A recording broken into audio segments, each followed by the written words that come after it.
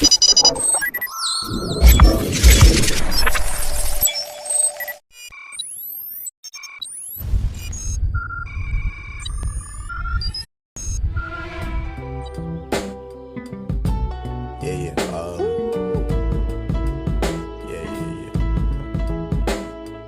That's the Hello way guys, every welcome day to our goes. financial literacy quiz challenge.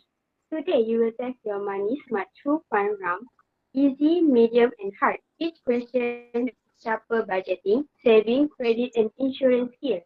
Play, learn and discover practical financial wisdom for everyday life. Let's begin this exciting journey towards smarter money decisions.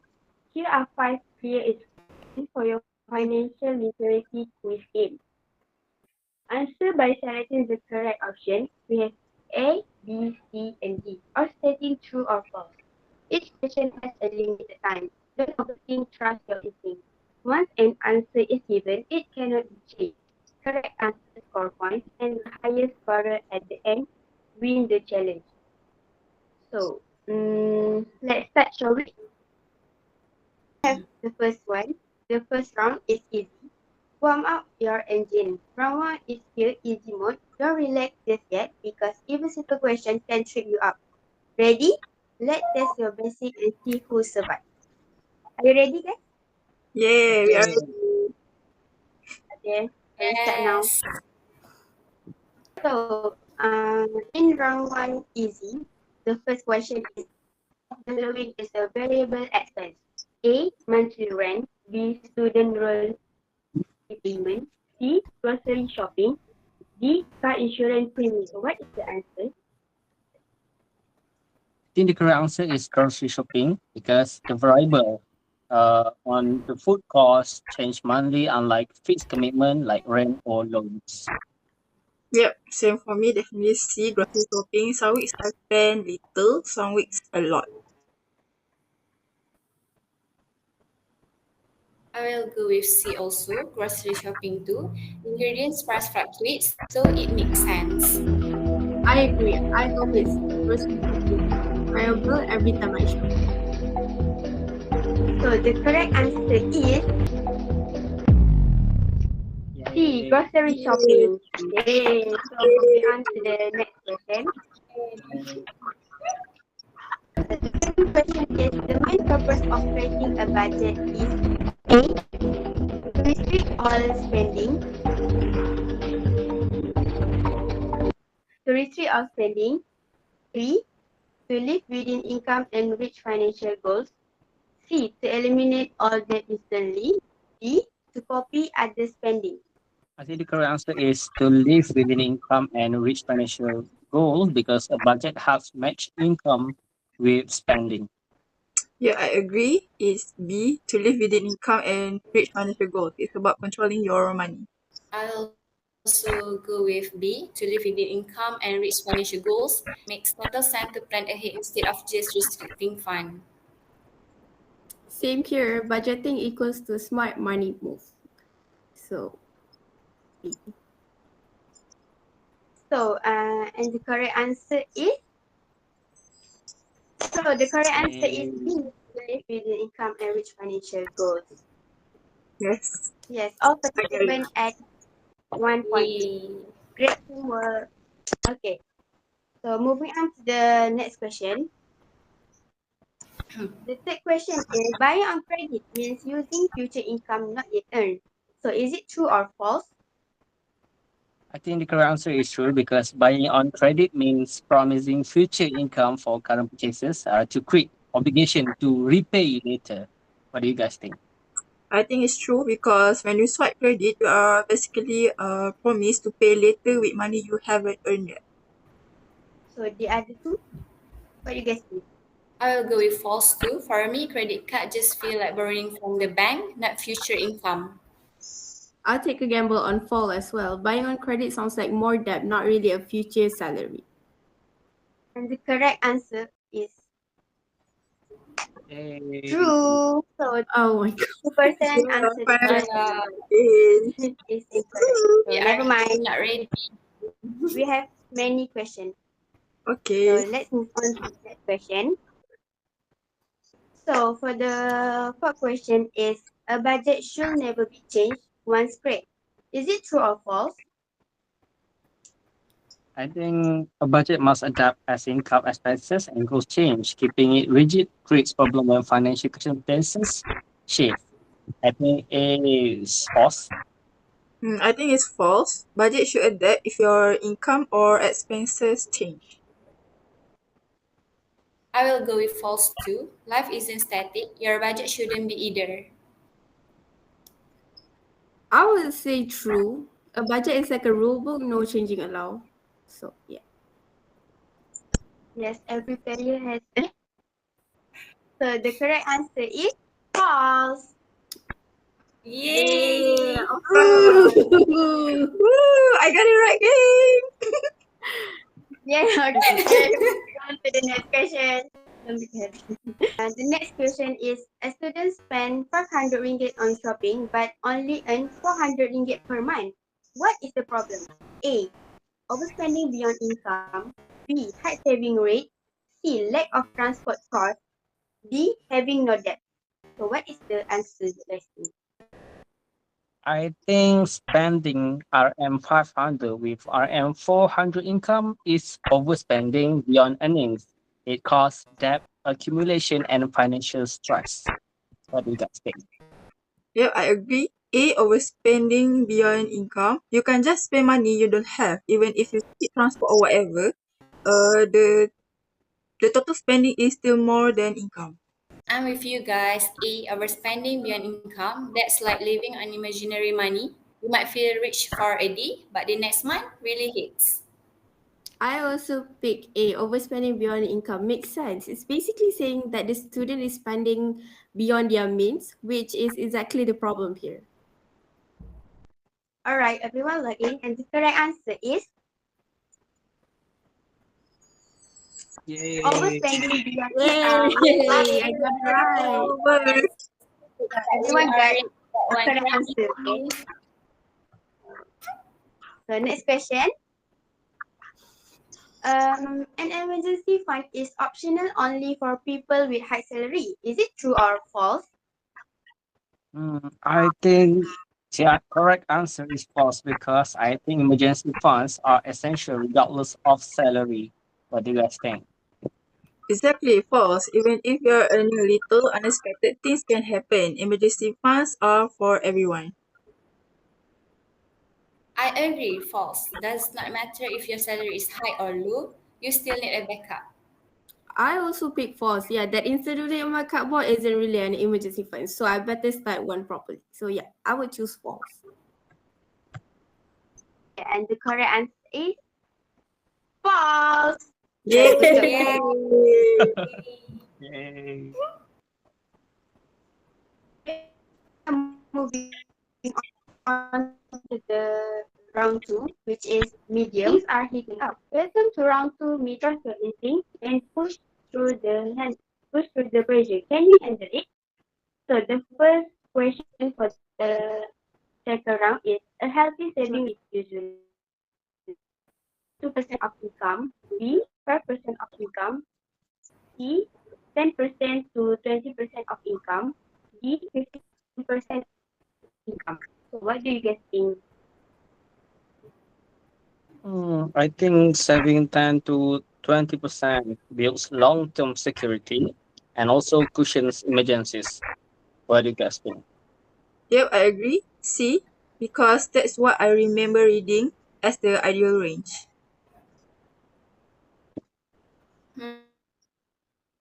I will say E. 2% of income. Even saving 2% feels tough for me sometimes.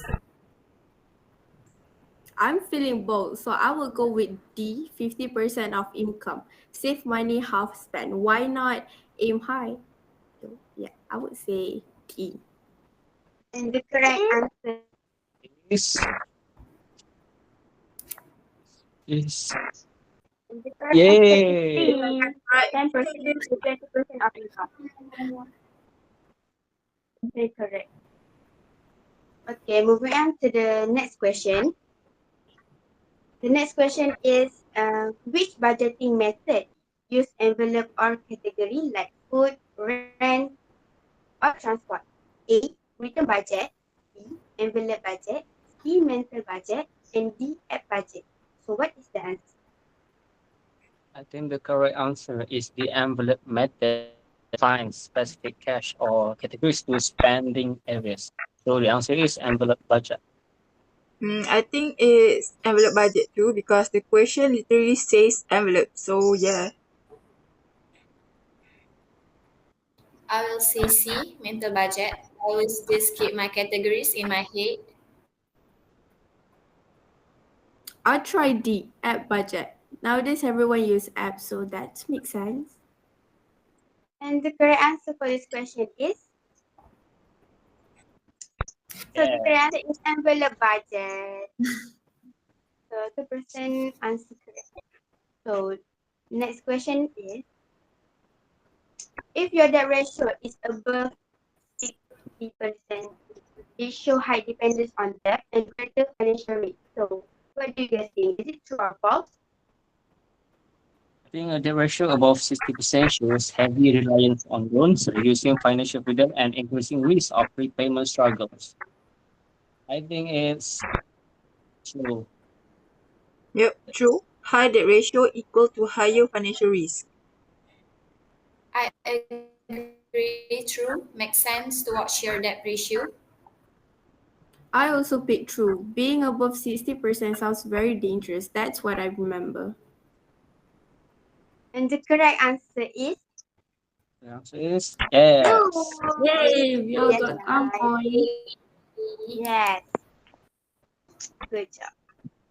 So, moving on to the next question. So the next question is, which of the following is not an advantage of using credit? A. Shopping convenience. B. Emergency use. C. Hedge against inflation. D. Temptation to overspend.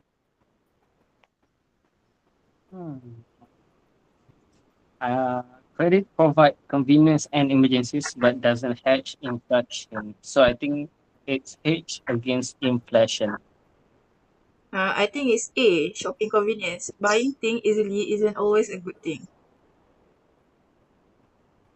I'll say B, temptation to overspend. That's definitely not an advantage. It's a trap.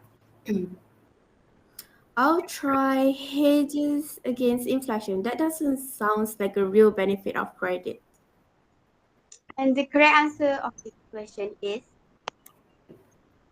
Oh no. Oh, I got it No wrong. worries, guys.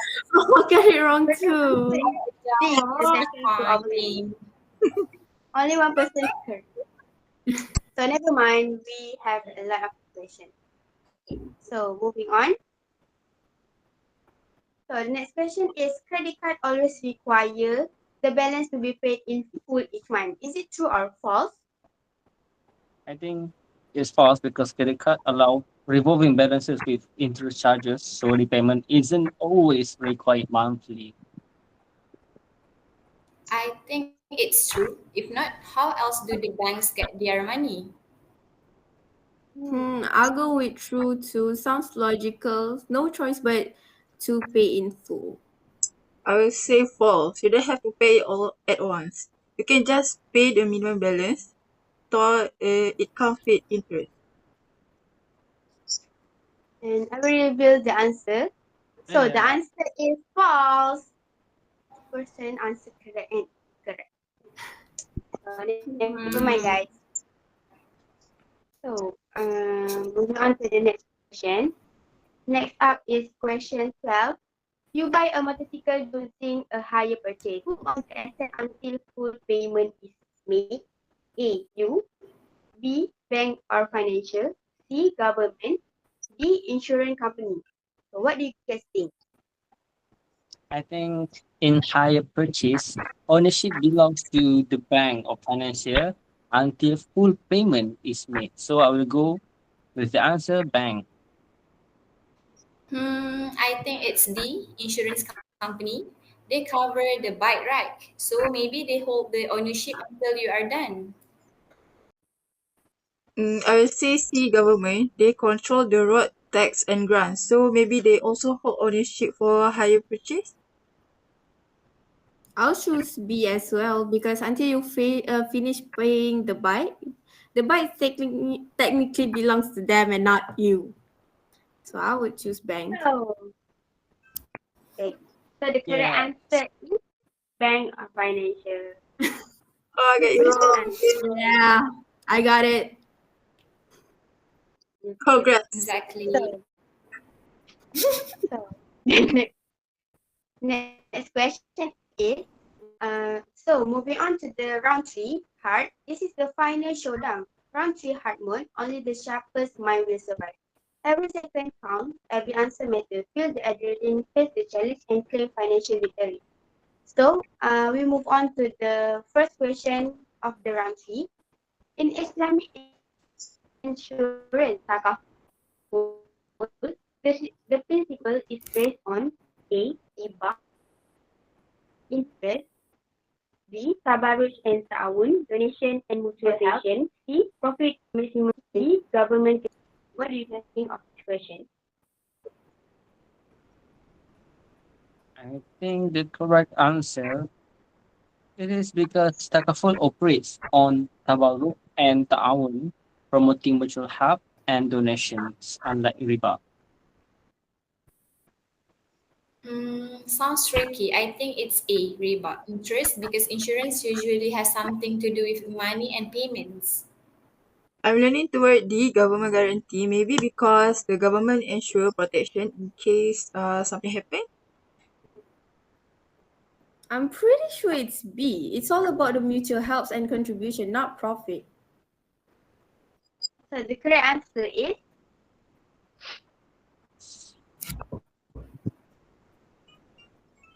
Yes. yes. The correct Yeah, I got it, girl. I got it again. Uh, donation and mutual help. So, okay, move Next to the second question. question. The last question. Okay. This question, Ali has 2,000 in liquid assets, 2,000 ringgit in liquid and 3,000 ringgit in liability. His current ratio is less than 1. What does this mean? He can easily pay short-term debt. He may struggle and need to borrow. He is financially stress-free. D. He is saving too much. So you guys can answer. Hmm. I think the correct answer is he may struggle and need to borrow to cover expenses because a current ratio below 1 means liabilities exceed liquid assets. I What will is go that? with D. I will go with D. He is saving too much. Sometimes people with low ratios are just hoarding money instead of using it. I'll say A. He can easily pay short-term debt. Even if the ratio is less than 1, it doesn't sound that bad. I'll stick with B. He may struggle and need to borrow to cover expenses because if your liabilities are higher than your asset, it's a red flag. So the correct answer for this question is Yes. yes, B. Yay!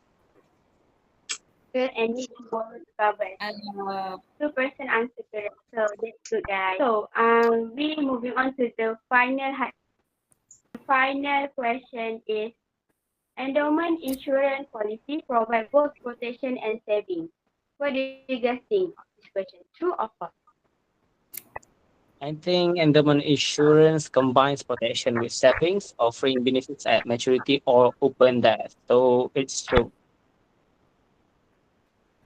I agree, it's true. My cousin had one, and it worked like both insurance and forced saving accounts. Yep, same here, definitely true because that's the whole point of endowment policy. Well, I don't know. It feels like it's a trick. I'll say false, just to be different. And the correct answer for the last question is Yay! Yes. Sashira got wrong. So I Feels will good. end the assessment to reveal who the winner. Yay, it's done. Okay, let's go. Final overall score from the first round easy to last round hard is winning by Ahmad Hakimi, which is 15 points, and Waheedatul 12 points, and Fatihah 8 points, and Insyirah 7 points only. So Okay, girl. let me ask. Okay. So let me ask Ahmad Hakimi, how is it feel winning this quiz and how? Can Uh, you say that? I don't even know how. Okay, just kidding. So I think what I understand in personal financial planning is the process of managing your own financial resources in order to achieve specific life goals and ensure your future financial security. Are you guys agree with me? Yeah, we Are you guys agree. agree? Yeah, Yes, thank you. Mm. I agree. Okay. Yes. Thank you for the talk. Uh, and that's a wrap for our financial literacy quiz challenge. You have learned, laugh, and level up your money smart. Remember, knowledge is power, but action builds wealth. Congratulations to all players, and may your financial future always shine bright. And for Inshira Shine bright, Shahada, don't be sad because we have more knowledge to gain. yeah, shine bright like a diamond. Shine Thank bright you. like a diamond. Yay. Bye. Bye. Thank you, Thank guys. you. Tawa, tawa, tawa. Yay. Okay, thank you for all participate in this quiz so at least you can get our knowledge in financial literacy. Thank you. Thank you. Thank Thank you. you guys. Thank you guys. Thank you, everybody. Okay, tunggu Bye. cek.